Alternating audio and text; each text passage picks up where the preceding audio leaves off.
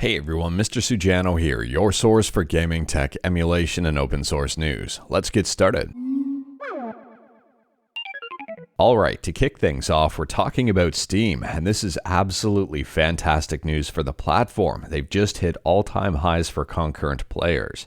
So right now, the new all-time high is 37,266,324 people playing at the exact same time. So here's a real good look at Steam growth throughout the years, and there's something very interesting about this chart that I want to point out. But first, we'll go back about 10 years to 2014. So in 2014 here, we had about 7.8 million concurrent users on Steam. Then fast forward to 2019, and growth has almost tripled. We're sitting at 17.5 million concurrent users. And then the pandemic hits in 2020, and growth continues on.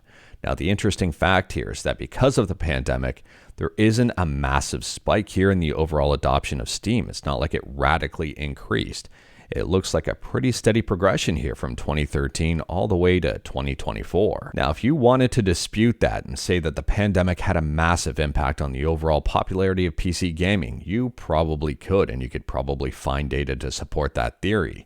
But there is something worth pointing out here. So 2014, we've got 17.8 million users. 2018, we've got 18.5 million concurrent users.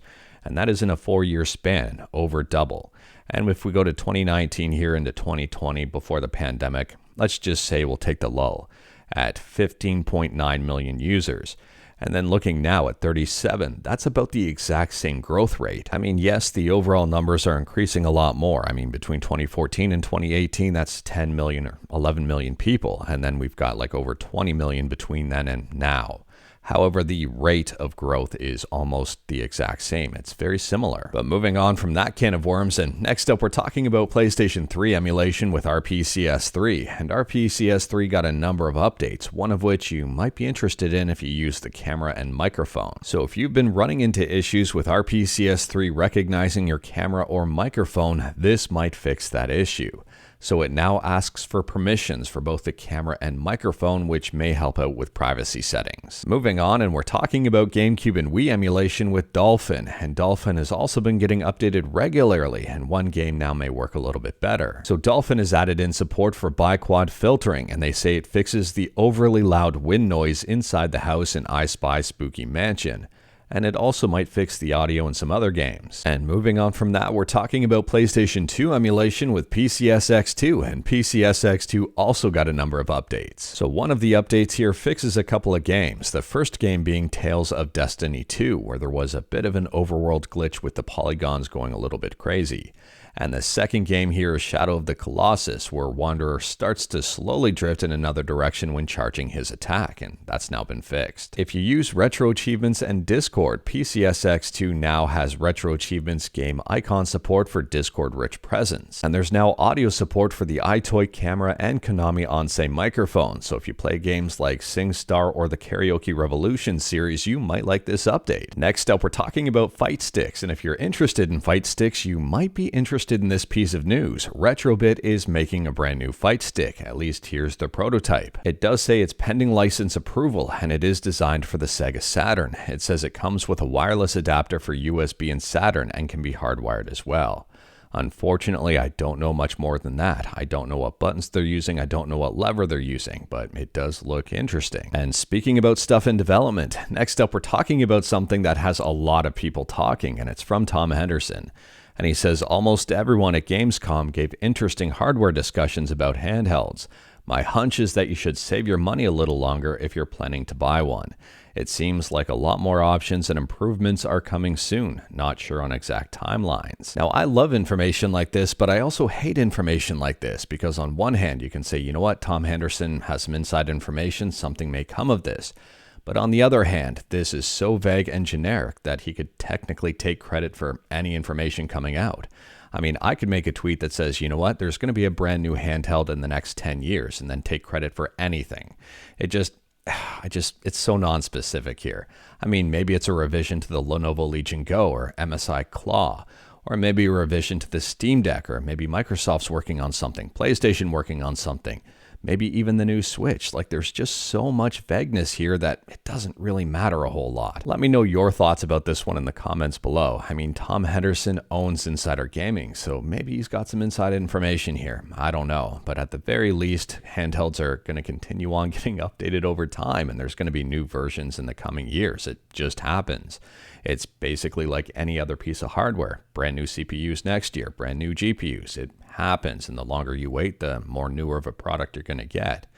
And Black Friday is also around the corner here, just in a few months, so there may be some deals to be had there. Next up, we're quickly talking about Apple, and it appears that Macs are going to get a bump in RAM from 8 gig to 16 gig at a minimum, which is a huge bump for Apple products and a very good move forward. Now, 16 gigs is reported to be the minimum, and you can go higher than that, and that's all thanks to AI and the need for more RAM for AI stuff. Next up is a friendly heads up if you've got a new Pixel phone and wanted to de-Google it. GrapheneOS now supports the Pixel 9, Pixel 9 Pro, and Pixel 9 Pro XL.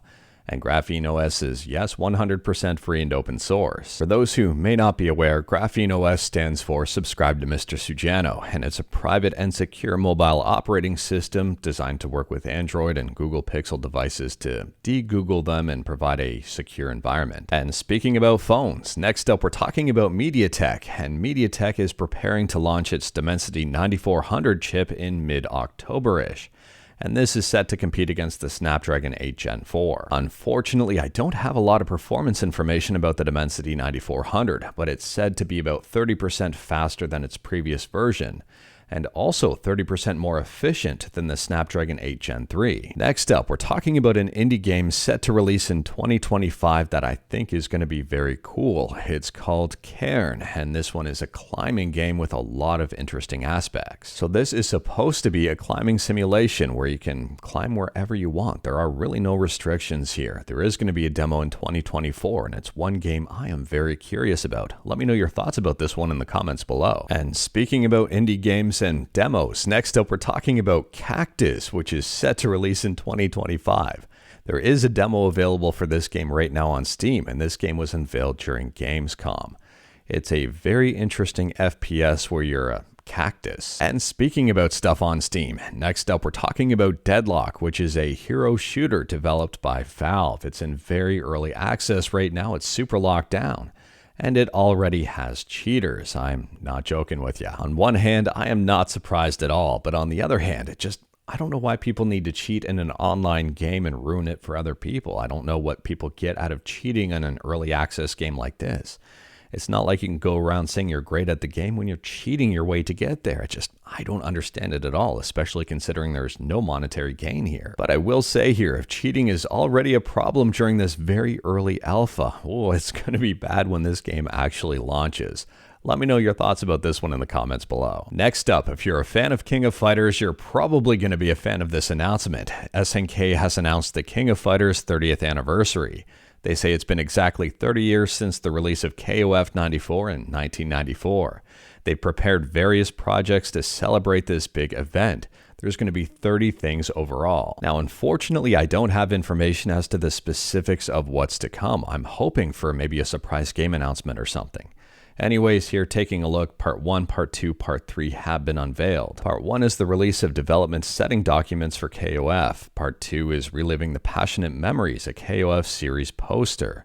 And Part 3 is 30th anniversary digital stickers and smartphone wallpapers. The only other information I have for you is that their website is super slow, and I don't think it's just me. I think their website is just slow in general, but I could be wrong. Moving on, and we're talking about Xbox 360 emulation on PC with Xenia, and this is very interesting. So previously we've talked about Xenia Manager, which is a front end for Xenia to try to make the whole process a lot easier.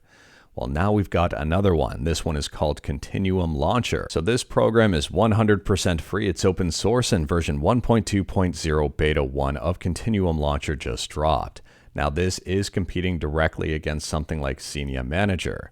And it's very interesting here because the whole purpose of this is to make using Xenia a lot easier and more user-friendly. Now, Continuum Launcher has been around for a while. It first dropped on May 11th, 2023, so a little over a year ago. And I think I've talked about this one before, and I also think I've forgotten about this one, to be completely transparent with you. But in the event that you've tried this one out, let me know your thoughts about it in the comments below. I have not tried this one out yet. Moving on, and we're talking about Sega Dreamcast emulation with Flycast, but a fork of Flycast designed for online fighting games, and that is Flycast Dojo. And version 6.48 pre-release just dropped. This one has some brand new training mode features. So firstly, they have redesigned the in-game menus and things are looking a lot better. And for training mode here, there's more slots. They've jumped from 3 to 6. And additionally for training, recordings can be saved as files and loaded up later. Flycast Dojo is 100% free and open source, and there's even more in this latest update. And last up here, no surprise, we're talking about PlayStation 4 emulation with, yes you guessed it, Shad PS4. We're talking about this emulator on almost a daily basis here. Anyways, Resident Evil 4 is in-game and looking really, really good. And additionally, on the Bloodborne side of things, or rather the Bloodborne modding side of things, there seem to have been even more improvements. So a video has just surfaced on YouTube. I'll drop a link to it in the description below. It's called Bloodborne PC with Path Tracing mod. So they've got this path tracing and lighting mod on. They've got an FPS boost on, and also the FPS unlocked. And this game is not perfect, but looking pretty good. But anyways, that is all I've got for you in this one. Straight to the point, all stuff and no fluff. Fluff is in a routine right now where when I'm recording YouTube videos, she's upstairs cuddling with Mrs. Sujano or around Mrs. Sujano, and I'm not about to bug her. Let me know your thoughts about anything we talked about today in the comments below. If you like this video, leave a like. If you didn't like this video, leave a like. Hit that subscribe button, check out my other videos. Don't tempt fate, save your state.